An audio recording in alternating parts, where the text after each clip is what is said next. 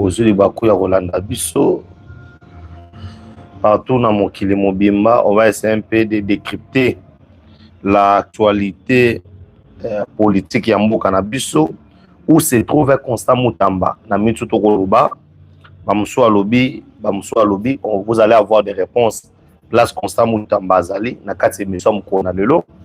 Alors le Rwanda vient de confirmer l'information. Alors boyeba Rwanda a confirmé nini na kati émission mukona lelo parce que pour les uns Paul Kagame n'est plus en vie, pour les autres il est en vie. Tout jusqu'aux confirmations au travers ministre des Affaires étrangères ya Rwanda oyo abato banda émission awa auti ko tweeter. Alors autant il a bien nos tweets wana. On va aussi parler ya auto bengi makambo mo belé bo uti ko la dernière sortie médiatique ya Jean-Marc Kabunda toko mekempe ko beta masolo wana. Alors virega mambo eza koleka bakoluka mutu ya nani yango na kati ya union sacrée toko beta masolo awa ya makambo wana nyonso tout. Moi je vais vous demander seulement ya osa à part na bino c'est d'aller ya ko aimer vidéo na biso ko liker yango pe ko partager yango pour direct Nabiso et la bongo sécurisé. Vous êtes très nombreux au Rwanda cause la direct Nabiso. Joseph Kabila est bien et bien au Rwanda parce que après échange verbal où les cas qui entre yé na gouverneur au bananga bachaki na babisimwe, le gouverneur avait répondu à Kabila que nenge tozali bo ozana ba injonction au pesangaité parce que yo mutonoma kingaité. Alors, il y a eu des tiraillements entre l'ancien président et le gouverneur militaire, le gouverneur nommé par Banamaki. Et ça allait en sorte que le gouverneur militaire, le gouverneur nommé par Corneille Nanga, Ezaki Pena, Bienté. Alors, tu remets un peu ko beta masolo sur Makambouana Nyosoto. Très chers internautes, balandi surtout bakolanda biso. Mukolo ya lelo ezalaki prévu que Rwanda na RDC. Et quand on parle Rwanda na RDC, ça veut dire le président rwandais. Na le président congolais va séjourner bongo na Washington. Parce que le terme de l'accord qui doit être signé entre la République démocratique du Congo, na pays Tobengi Rwanda, tout est déjà prêt. Pour votre information, nous sommes déjà prêts. Alors, le col nous sommes prêts. Et le koni nyango et pekisi accord est signé. Ezali ba président ya Rwanda a komona na te. Alors, moi, personnellement, nakolo kisabino, oyo, ba déclaration. Parce que, na 118e session, il y a formation, il y a ba officier. Il y a des secteurs oyo Kagame qui l'a abattuté. Entre autres secteurs sécuritaires. Et pas à Kagame, au cours de la blague nyonso.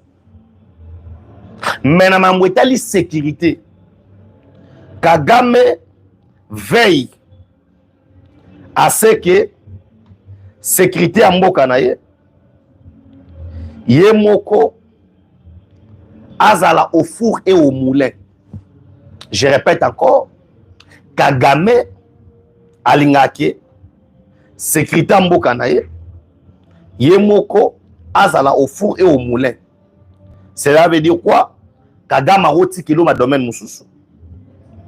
Otala occupé, mais secteur autobengi sécuritaire. Les gars à trepère Alors, lokola bangaka ke basala ye mabe atikelaka secteur sécuritaire epai ya mutu te. Chose grave ana koyebisa yo, c'est le premier ministre rwandais nda uti ko diriger réunion dirigeance awa na pokwa awa. Alors, pour les uns, pour les autres, on a établi RDCT, mais moi je vous dis que l'accord a été bloqué faute ya présence ya Kagame oyo pe fo asala wana pona kosali pona ko signer. Alors pour ceux qui s'attendaient à l'accord, accord est bloqué pour les locaux wana. Na koti na deuxième palier à information. Bandeko, il y avait quelque chose à ma bande où se préparer. Les gens ne vous disent pas ça. C'est pas pour rien la présence de Tshisekedi et les BBC ba calcul à batebele. Comment ça? C'était prévu le 30 juin oyo et comme à partir de la semaine où ils allaient en 8. Beaucoup de gens Mimi Koyonga na Pesombote Yves Longondo, on est ensemble, Kabole Langa direct, liké, partagé. Il y avait un plan machiavélique au EC Salamaki. Ce n'est pas pour rien au Moni Congo Brazzaville a décidé de mettre fin. Congo Brazzaville a décidé de mettre fin. Il y a coopération dans Rwanda. Ce sont des signes. Kabole Langa direct bandeko. Kabole Langa direct bozo ba vérité. Nessa kibino ki na bandolo ba vérité. Liboso na bando sa ba 2 émissions, 3 émissions na journée. Mais faut ya santé na recette sous émission belé bongoté. Christophe Fataki on est ensemble. Ba abonné na biso bokota ebele bwana no mukie. So na tindeli o lien kamata lien wana Kabole Langa te pas 10 personnes 10 personnes. Bonde to tombola sous chaîne na biso. Kabola yango pena. Na bonde le mutota l'émission kotala yo mon côté. Alors le plan à Brazzaville les a acquis déjà. C'est pas pour yo moni Congo Brazzaville à retirer coopération na Rwanda. Parce que ils ont compris que Congo peut tout comme fort. Oyebi bato andolo baono moi ça koto ngamboka te. Moi ça ko sa boité lokuta. Tomoni Mama Thérèse Wangler Kaikwamba. Mama Thérèse Oyo approuvé biso que c'est pas seulement les hommes. On a déjà plein ya Brazzaville déjà établi.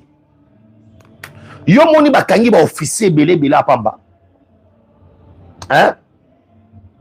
Kagame a eu vertige à pamba. Pour amoni que le président Tshisekedi lui a mis à genoux. Bandeko, on peut ne pas aimer Tshisekedi. Mais le Congo reste eux de mer. Notre bien commun. Tshisekedi va passer. Ndeko frère du Yonga na Pesombote. Hein? Le président Tshisekedi va passer. Bandeko o émission na bino bo tia ba commentaire ba j'aime wana bozo liker bo partager belé. Bo partager pe l'émission.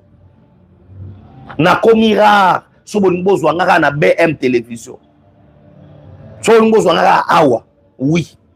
Mikolo na lingi ko sa no awa. To tombo na BM oui. Chaîne oui tombo manam. Grâce à minute de tombo lango. Alors, à notre grande surprise, c'est comme ça que Fred Young, on appelle son mot.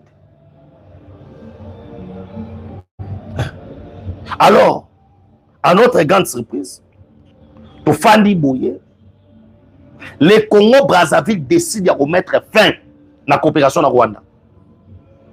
Alors, coopération avec Rwanda et Congo-Brazzaville, c'est quoi? C'est ça la question qu'on doit se poser. Et Boye Basikoyo, Banani Bazakina, Kabila Tina dernière minute. Même au sein de l'Union sacrée, bon, comprendre dans lelo, Marlène Malou, on est ensemble. Hein? Bon, comprendre dans lelo, qu'il y avait une main noire. Kabola direct beaucoup tebele. Bon, on mouki en ligne. La guerre au bon na lelo. Oh ba touti. Soba ko Sabino. Bazaki na plan pour balkaniser RDC. Bazaki na plan Mobimba. Les Tutsis avaient déjà le plan préparé pour déstabiliser Mboka na biso. Moi, Tobomba Makambouté pour toi Sabino. Alors c'est comme ça que lorsque les Tutsis savaient que Bakoboma président Tshisekedi via Brazzaville,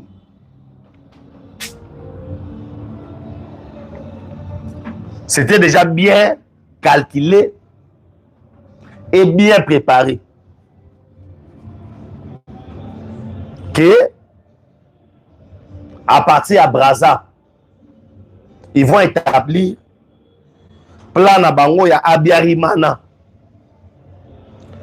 O babomaka Abiyarimana. Et lorsque le président Tshisekedi a compris que dans la minute Oyo, on doit parler d'autre chose.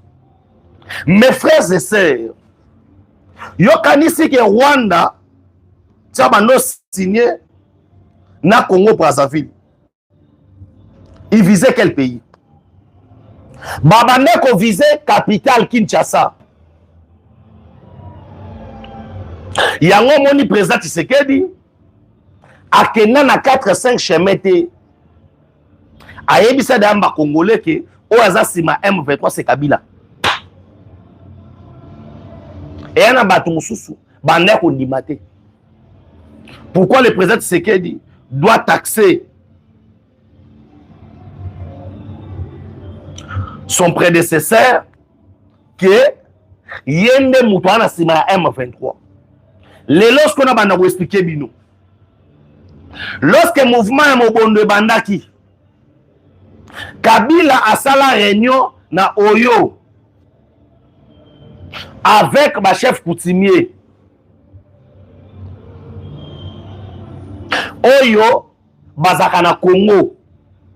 Lokola ba chef coutumier bazaka na organisation na bango. Ya bateke oyo bandi ko banda Gabon. Ce n'est pas pour rien. Au monaka président Tshisekedi a bengi saka président gabonais ao Brice akutani na ye après avoir kozwa ba brève nyonso. Lorsqu'azui ba brève nyonso sur M. Brice ayebisi clairement que a tokoloba awa pouvoir na yo to batu na yo, on est en train de préparer un sale coup sur Otobengi République démocratique du Congo. Wana président gabonais. Le président Tshisekedi a dit c'est clair. Abinaye, on est en train de préparer un sale coup contre Ngaï Mais na mboka na yo. Le président Tshisekedi à la laté, il a pris l'avion à Kenya, Gabon pour la deuxième fois. Personne ne savait en matière de sécurité qu'est-ce qui était en train de se passer. Quand on vous dit gouverner, c'est prévoir. Gouverner, c'est prévoir. Lorsque nous gouvernons, Makamunde le kaka na bapale les informations que nous donnons, tu peux ça kaka 20 ou 30%. Il y a makambu. Mais la vérité moussou ya 4. Tu peux ça rangote. Ndende ko moi tout na lobby ba source na bino information. Ezara nini? C'est jamais na ko pesa bino ba source na biso. Bande ko boko te belé bo kabula biso direct. Alors, ce qui s'est passé c'est quoi? On avait organisé qu'avant le 30 juin, Kinshasa est tombé. Bozo Mituna te pourquoi président Azako Mambo Basango. On a arrêté des Rwandais na Katsabaka niveau na Kinshasa. On a arrêté des Rwandais. Tout le monde a vu ça. Bakanga ba Rwandais. Awa na parlé du peuple. Ce que zaki vigilance, ya bande ko ba motote. Bande ko ba Rwandais bazena ba niveau awa. Tala, président Tshisekedi, Batouba Lingaba Lingate, c'est Dieu qui protège notre président. Wow. C'est Dieu qui protège notre président. Parce que tout compte fait, il y avait déjà quelque chose prémédité, préparé contre le président Tshisekedi pour éliminer avant le 30 juin. Il y a un mot qui est là ba awa balingi basala sabotage ya suka balongité. Parce que tout était déjà mis en place.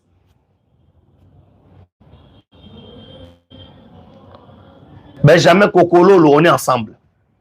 Augustin Mouyambu, on est ensemble. Kabole Labiso Diaboko Takande Boko Tebeleboui. Et après les Rwanda Bango qui ont échoué, Kabalimi Rwanda. Alors, les objectifs, Oyo, ba Rwanda Bazaki Nango, ba échouer en tout et pour tout. Et petit à petit, le Kola, Babandaki, Komeka, que ils vont réussir à déstabiliser la République démocratique du Congo. Bamikouti que va échouer. Moi, je dis toujours aux gens, Kofi Aloum, on est ensemble. Bassilo Robert, on est ensemble. La guerre à l'est, Ezaki, plan Mobimba, Oyo, Baki dans mon pouvoir distraire Bissou. L'objectif, Yaba Rwandais, n'était pas Balungwa Goma, Bako Mati Kinshasa, non. Leur objectif clair, c'était il y a qu'à éliminer Félix Tshisekedi à partir il y a Kinshasa. Moi, je vous dis aujourd'hui. Objectif Nabango, c'était d'éliminer Fachi à Wanakin. Et ils ont échoué. Bah échoué pour Nanini. Bande ko kabula vidéo. Les to ba vérité. C'est pourquoi nous sommes Congolais. Nous devons faire très très attention. na angle ya makambo nde tokende nango.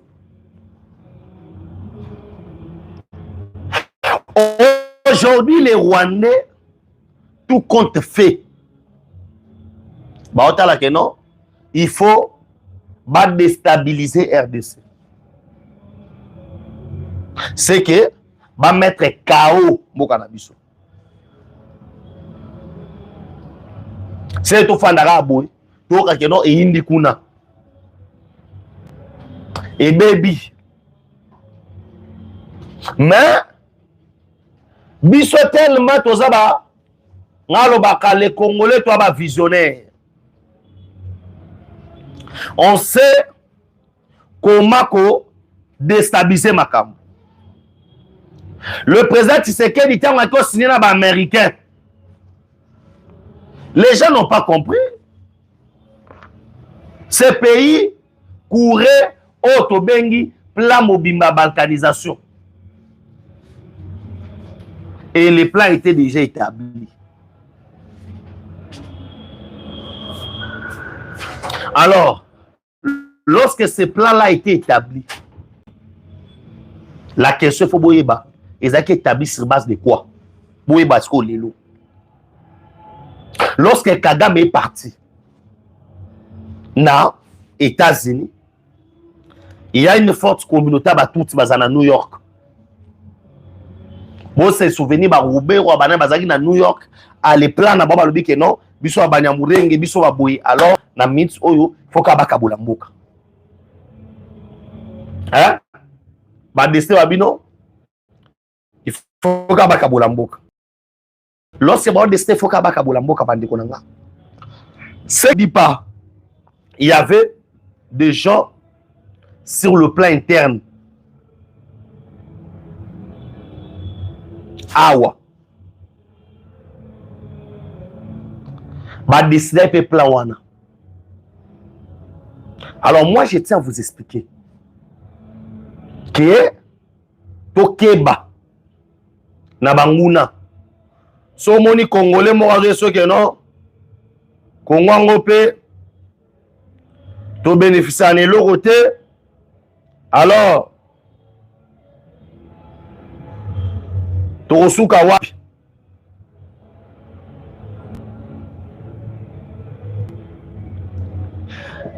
na koyesa yo na niveau ya aéroport ya Njili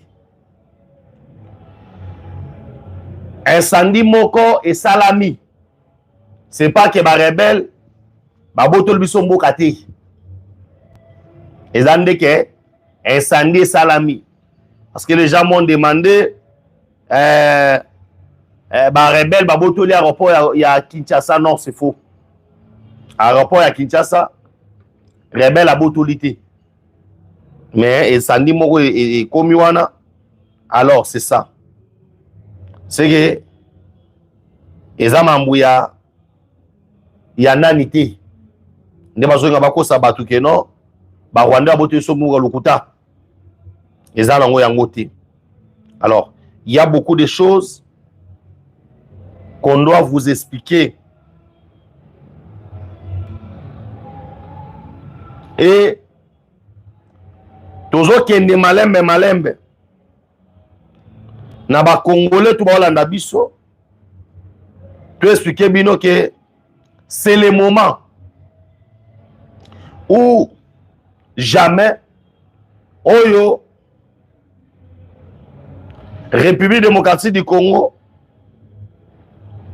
souveraineté na biso ezaya kokakola te kodefisa te pe kosesa blague te. Boyoka message. Tel votre soldat engagé dans des poursuites contre des hauts responsables du M23, je suis surpris par un corps de poignée dans les dos à travers un complot politique visiblement conçu par Kagame et exécuté par certains de nos compatriotes voisins. La lettre de démission, il y a Constant Moutamba. Constant Moutamba, a signé qui lobby lettre à démission. Maloba combien salinga passe. A lobby, tel votre soldat engagé dans des poursuites contre des hauts responsables du M23, je suis surpris par un coup de poignet dans les dos à travers un complot politique visiblement conçu par Kigali, exécuté par certains de nos compatriotes visant à enfreindre cet élan de réforme et de patriotisme. Lettre à démission, il y a Constant Moutamba. Bandeko, les gens m'ont demandé, Benjamin Mwanasuka, il y a Constant Golobato Golobate. Ngai, beaucoup alertir na ngai. On dit dans la Bible même, la justice élève une nation. Alors, Constant Moutamba a tigali ko kimate. Ndeba musuba oloba akiro se réfugié na ambassade ya Kiba eza Lokuta. Ma photo bomo les autres circulé. Là vous voyez Constant Moutamba na habité sur ngapi na za photo ango.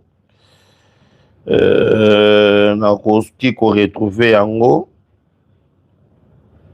Na ko retrouver ma photo yango. Na ko retrouver yango. Voilà.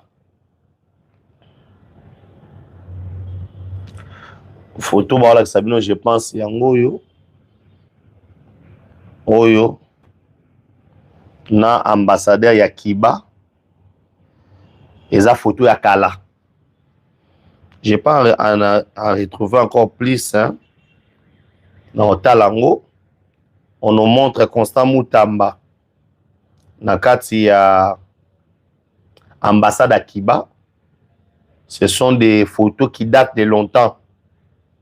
Alors, Moutamba a kimité. Moutamba azala Kinshasa. Bateau surtout au monde na baza koya na ba vidéo to na ba photo au monde que ce sont des anciennes photos. Ce qui est sûr c'est quoi?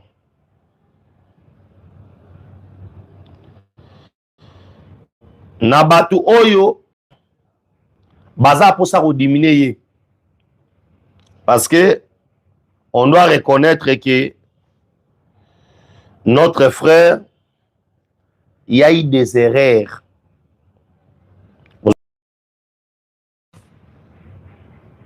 Et dans Makamunde Zoleka, on doit reconnaître certaines choses. Franck Moulaja critique la gouvernance actuelle de la RDC, qu'il juge confuse, marquée par une justice à deux vitesses sur les réseaux sociaux.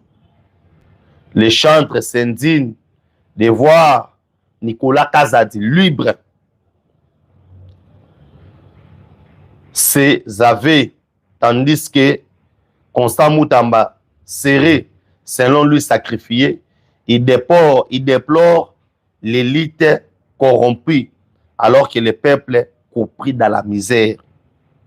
Franck Moula Jaboyebiye, Aza chantre à côté de Makambwango, a sali déclaration en tant que citoyen congolais. Abi, peuple n'a collé là. Mais, Bozolanda, tant que républicain respectueux de la Constitution et des lois de notre pays, je vous permets à ce jour, non, sans regret, ma démission pour faire face à ces complots dont ces revendiquants, le ministre rwandais des Affaires étrangères, qui a jubilé à travers son tweet, ainsi que les responsables dont l'objectif ultime est d'obtenir l'élimination physique Constant Mutamba. Et là, l'élimination à Mambo Ezani. Comment dossier à Constant Mutamba? Tout le banon la vérité. Il faut Rwanda dossier. Ministre Affaires étrangères, il y a Rwanda à Mélina Champagne. So landi ba TV à Rwanda bomona ke bazaki na esengo. Les Cambouétais les Constant Mutamba Rwanda c'est pila pona nini. Bande ko to fungola miso. Ndeko like partager vidéo oyo.